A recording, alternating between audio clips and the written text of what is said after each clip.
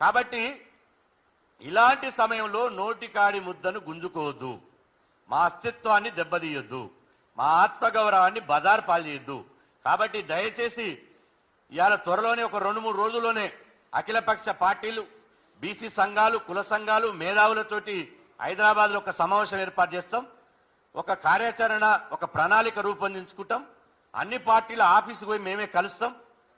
ప్రతిపక్ష నాయకుడు కేసీఆర్ గారిని కలుస్తాం, బీజేపీ అధ్యక్షుడు రామచంద్రరావు గారిని కలుస్తాం, సిపిఐ పార్టీ సెక్రటరీ సాంబశివరావు గారిని, CPM party secretary John Wesley గారిని, కాంగ్రెస్ పార్టీ అధ్యక్షుడు మహేష్ కుమార్ గౌడ్ గారిని కలుస్తాం, ఎంఐఎం పార్టీ అధ్యక్షుడు అసదుద్దీన్ ఓవైసీ గారిని కూడా కలుస్తాం.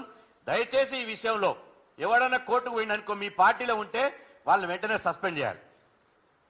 ఎవరైనా పార్టీలో మెంబర్షిప్ ఉన్న వాళ్ళు కోర్టుకు పోతున్నారంటే వాళ్ళ మీద చర్యలు తీసుకోవాలి. బీసీల మీద మీకు చిత్తశుద్ధి ఉంటే.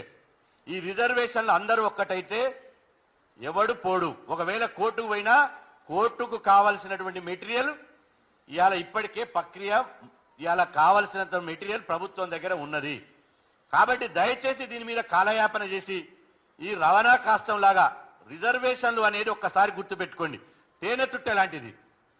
గతంలో రిజర్వేషన్లు వచ్చినప్పుడు మండల్ కమిషన్ కానీ, మురళీధర్ కమిషన్ కానీ, అనంతరాం కమిషన్ కానీ, ఆ కమిషన్ల సిఫార్సు అమలు చేయాలని దేశంలో జరిగినప్పుడు రైలుగా అయిపోయినాయి.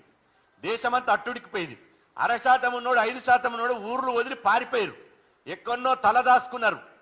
భార్య బిడ్డలను వదిలిపెట్టి పారిపోయారు. మీ ఇష్టం. మరి రవాణా కాష్టంలాగా రావాలి, రగులాలేది, తేనె తుట్టల్లాగా రగులాలే. 60% ఉన్న బీసీల గొంతుకు వస్తాం. వాళ్ళు అమాయకులు అనుకుంటే అమాయకులు కాదు, బీసీలు మంచోళ్ళు. మర్యాదిస్తే మర్యాదిస్తారు, కానీ ఆత్మగౌరవాన్ని దెబ్బతీస్తే తిరుగుబాటు చేస్తారు, వెంటబడి తరుముతారనే విషయాన్ని మర్చిపోద్దని చెప్పి సందర్భంగా తెలియజేస్తూ, ఖచ్చితంగా ఇది ప్రభుత్వం తీసుకున్న నిర్ణయాన్ని స్వాగతిస్తూ, అభినందిస్తూ, ఈ నిర్ణయం తీసుకున్నటువంటి ముఖ్యమంత్రి రేవంత్ రెడ్డి గారికి, పిసిసి అధ్యక్షుడు మహేష్ కుమార్ గౌడ్ గారికి, బీసీ మంత్రులు పొన్నం ప్రభాకర్ గారికి, కొండ సురేఖ గారికి, వాకాటి శ్రీఆర్ ముదిరాజు గారికి, క్యాబినెట్ మంత్రులకు అభినందనలు తెలియజేస్తూ, ఈ రిజర్వేషన్లు సంపూర్ణంగా అమలు కావాలి, స్థానిక ఎన్నికలు జరగాలి. దీని మీద ఈ జరిగే వరకు, మొత్తం రిజర్వేషన్లు జరిగే వరకు బీసీ సంఘాలుగా మేము డేగ కన్నుతో ఉండి ఈ రిజర్వేషన్లు రక్షించుకొని, రిజర్వేషన్లు వ్యతిరేకులు ఎవరో, రిజర్వేషన్ రక్షకులు ఎవరో ఈ రిజర్వేషన్ల విషయంలో తేలిపోతుంది. కాబట్టి ఖచ్చితంగా బీసీలకు ద్రోవులోడో, బీసీలకు దోస్తులోడో ఈ రిజర్వేషన్ల ద్వారా తేలిపోతుంది.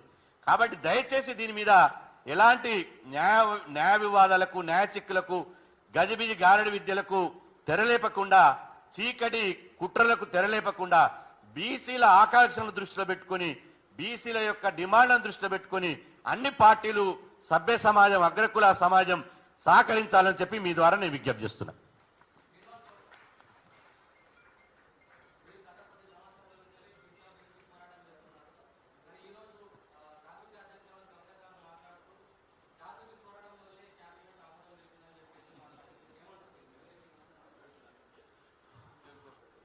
ఈరోజు వాస్తవంగా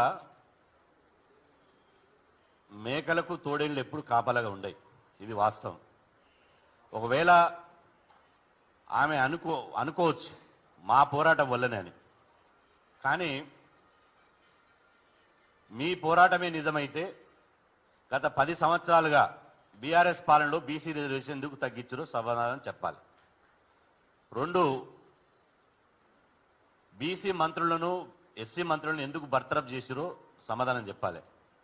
3, భవిష్యత్తులో బీఆర్ఎస్ పార్టీ అధికారంలోకి వస్తే బీసీని ముఖ్యమంత్రిని చేస్తారా, ఒక పార్టీ అధ్యక్షునిగా బీసీ చేస్తారా చెప్పాలి.